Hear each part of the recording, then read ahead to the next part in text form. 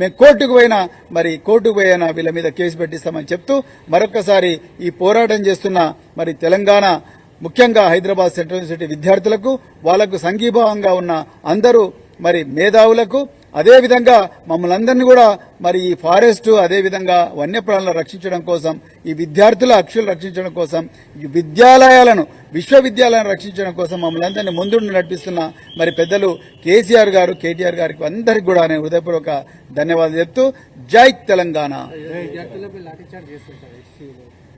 పూర్తిగా ఖండిస్తున్నాం. పోలీసు వాళ్ళు యూనివర్సిటీలకు పోవడానికి వీలు లేదు. తెలంగాణ ఉద్యమం మలిదశ తెలంగాణ ఉద్యమం 2009లో జరుగుతున్నప్పుడు నేను ఉస్మాన్ యూనివర్సిటీ పోలీస్ స్టేషన్ లో నేను అప్పుడు డీజీపీ గారు పంపిస్తే ఓఎస్డీగా పోయినా మేము ఎప్పుడు కూడా పోలీస్ స్టేషన్ దాటి ఆర్ట్స్ కాలేజ్ దగ్గరికి పోలేదు. ఎన్సీసీ గేటు దాటలేదు, అక్కడ తార్నాక పోలీస్ స్టేషన్ దాటలేదు. మేము ఎప్పుడు కూడా క్యాంపస్ బయట ఉన్న తప్ప పోలీస్ స్టేషన్ లోపలికి ఎప్పటికి పోలేదు.